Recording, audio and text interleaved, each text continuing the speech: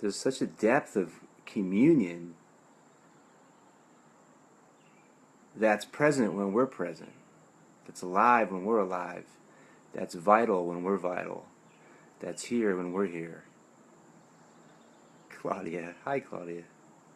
That's now when we're now. I'm doing something a little bit different today.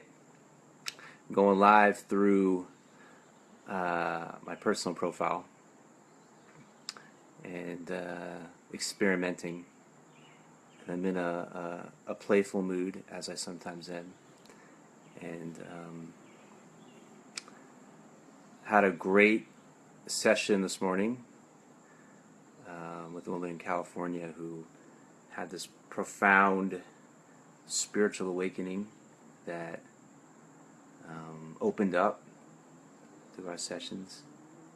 Hey, Amana. Okay, I already realized I like going through my personal profile way better because the people that I love and appreciate are able to connect much easier, it seems, this way than through the page. So anyway, there was this amazing opening that took place, and she said, I've been for decades, for 15, 20 years, I've been searching, I've been seeking, I've been looking for enlightenment, I've been trying to make it happen, I've been going to all these different places and teachers and books and locations and nothing's worked. And there's this space that happened, that opened, that came into being where I wasn't making any effort, and I wasn't trying, and I wasn't forcing anything, and I wasn't pushing anything, and somehow, some way, through some miracle, there was the opening to this essence which is ever present and transcendent and includes all that is. So transcends and includes all that is. And so there's this profound awakening, opening to the vastness, the infinite essence of who she is,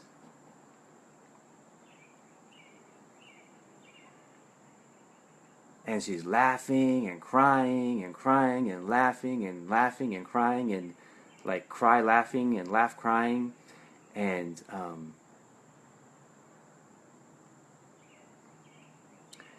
just this beautiful confirmation of how far we seek outside ourselves sometimes, how far we look outside ourselves sometimes.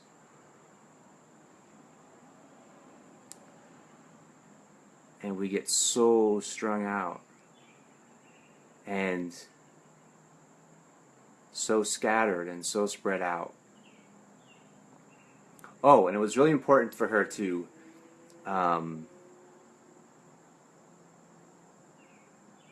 get rid of her ego. That was very important. She wanted to get rid of her ego. So we laughed at that too. That was so funny when we come to this infinite expanse, this idea of like something needs to be eradicated. You know, this sense of duality, this sense of separation. So you create this sense of duality, this sense of separation. I am this is that, this is me, this is bad, this must be eradicated, this must be gotten rid of. And you open to this vast expanse, and you realize that this infinite essence, which is timeless, which is spaceless, which is ever present, is me. And this infinite essence, which is timeless, which is spaceless, which is ever present, is you. So even the duality of the student and the teacher is transcended ultimately, because there's the ideas, there's the stories of who the teacher is. So she's referencing Eckhart Tolle, and Eckhart Tolle's eradicated his ego, and Eckhart Tolle's done this, and Eckhart Tolle's done that, and Eckhart Tolle, he says that, and how do I become like Eckhart Tolle? And I said, let me ask you a question. And she said, okay. And I said, who is Eckhart Tolle? Who is Eckhart Tolle? What do you really know about Eckhart Tolle?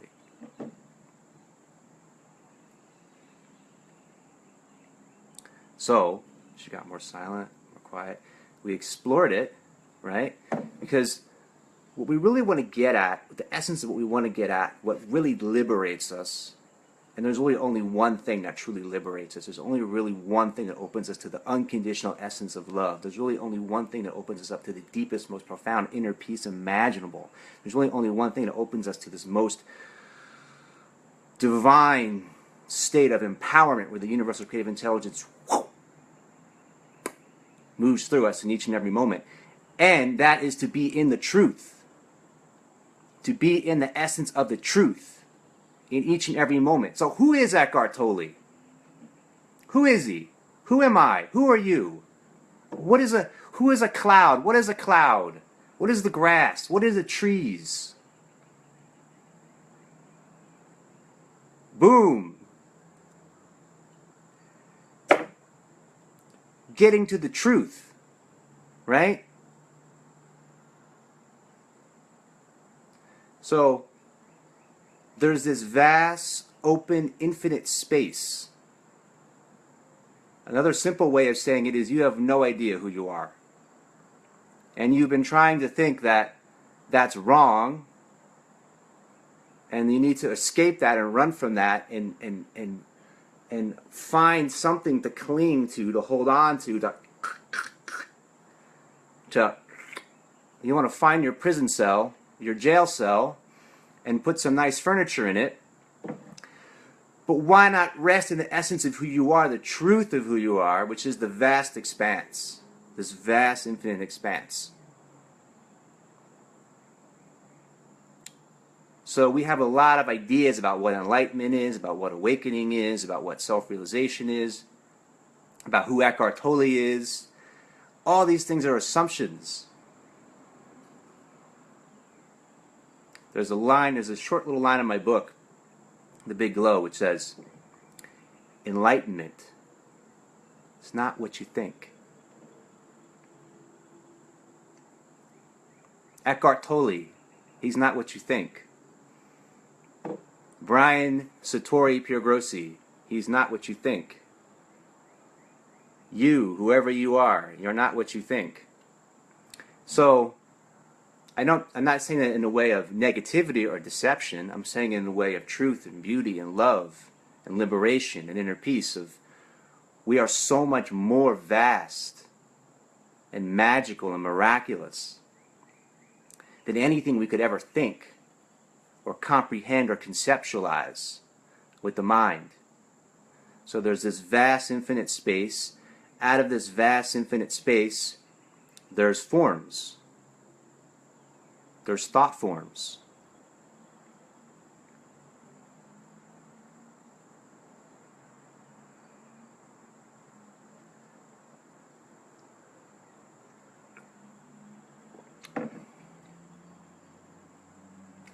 So these forms arise, they come and they go. My client was saying today, it was a great line. She says, I'm opening up to this infinite essence of who I am now. It's so amazing, it's beyond words. And there's just like these weird clouds that that's all like thoughts are, and the body and the emotions and my experiences. It's just like these kind of weird clouds that like are passing by, come and go. So there is this construction of the personality, of the story of oneself, egoic identification. It's like clouds that come and go. But when you realize the essence of who you are, and you're grounded there and you're rooted there, then this is where the foundation of liberation, of the most profound liberation of freedom, of the most profound inner peace, of the most deepest depths of unconditional love for all that is and the deepest, most profound empowerment rests. And it's really the only place it rests. It's the essence of who you are. Because if you're looking for it anywhere, it means you don't have it. Otherwise, there'd be no need to look for it. And then it's not the depth. It's not where your life force springs from. You're searching from a place of lack. Now, we can still create in the world.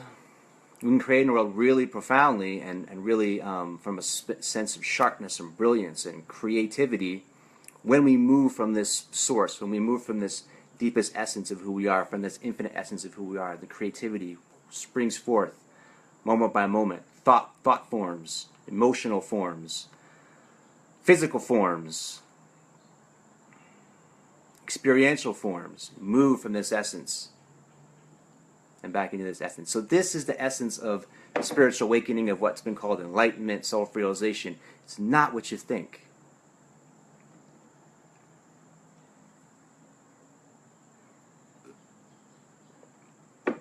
This essence that's ever present, that's timeless, that transcends the mind and includes it.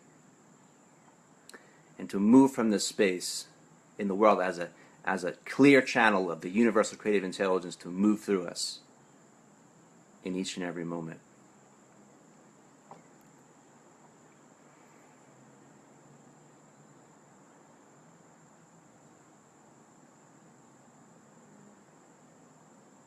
Can I get an amen?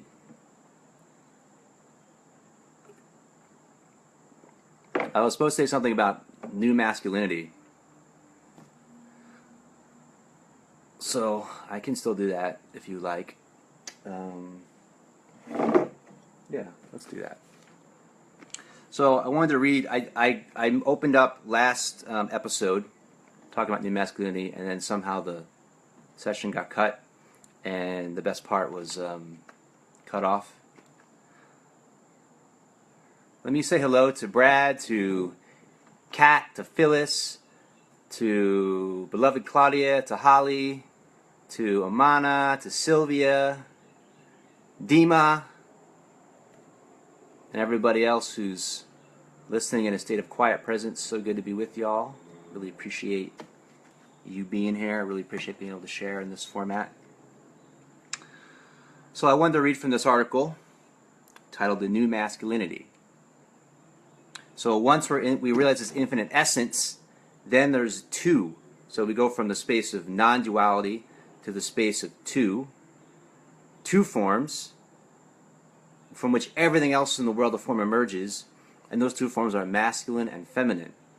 So there's the essence, the infinite essence, and there's the masculine and the feminine, and the masculine and feminine energies, the masculine and feminine energies are at the heart of all creation.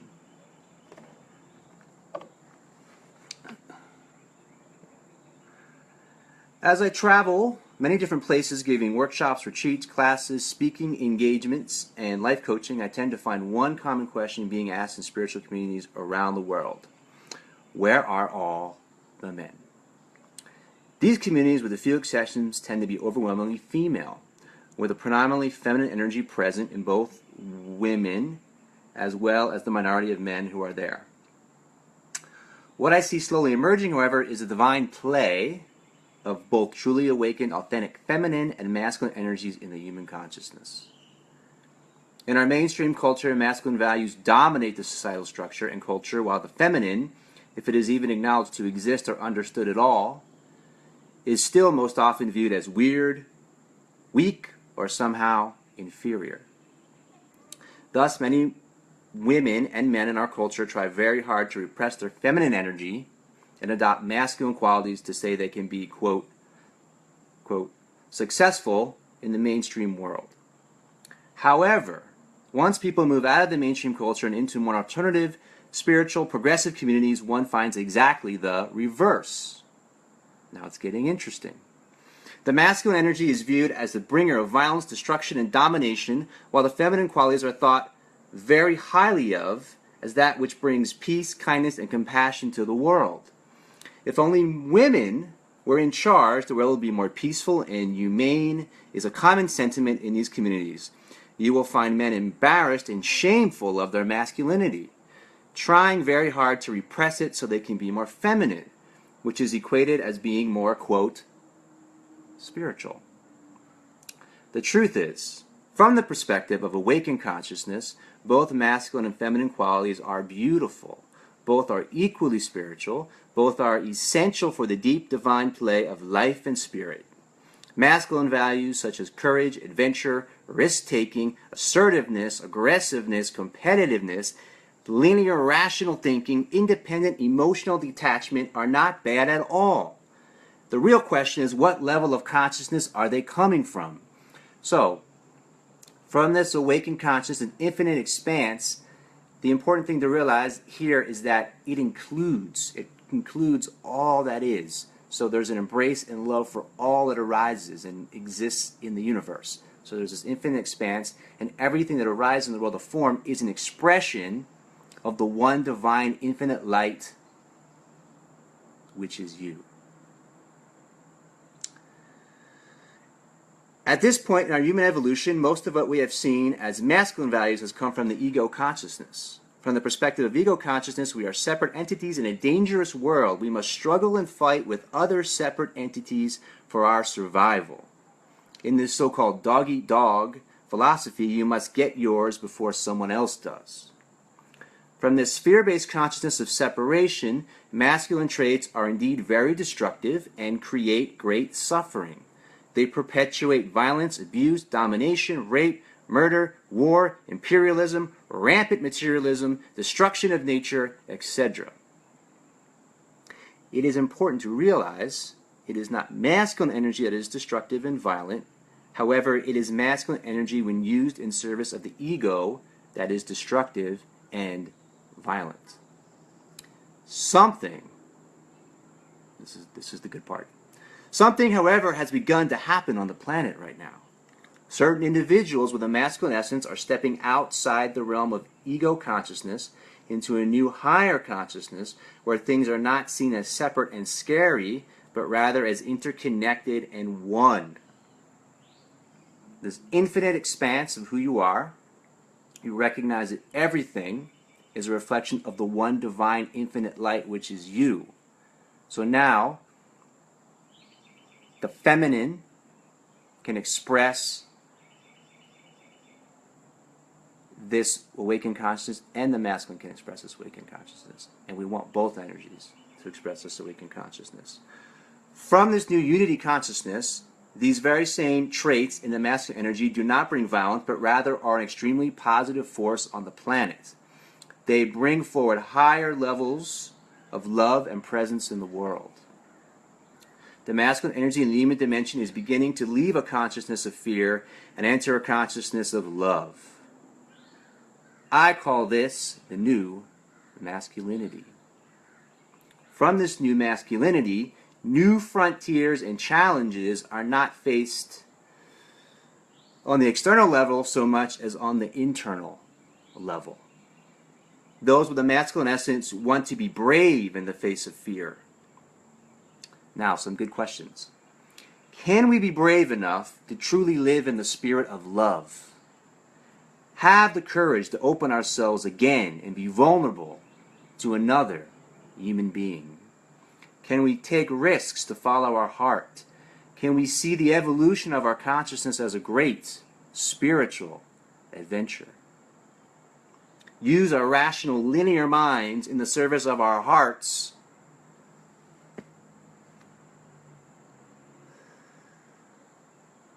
and the higher intelligence of God's Spirit. Be tough and strong in protecting those who are less fortunate or may need our help. Can we be assertive and courageous in our words and our decisions for the truth, even when it may be scary to do so? Be strong and steady emotionally when life brings unexpected challenges. Can we be willing to die for love? Can we be willing to die for love? Even better, can we actually be willing to live for it? Can we use our gifts and highest creative potential for the highest benefit of all beings? The new masculinity says yes. Thank you all so much for being here, sharing this time together. I think it's episode 37 around now, so you can see the other ones. There's a link at the actually in here that you can check the previous ones, and there's also links to dive in deeper. And I love you so much and appreciate you so much, your presence. Excited about all we are co-creating together, and I will see you so soon in the next now.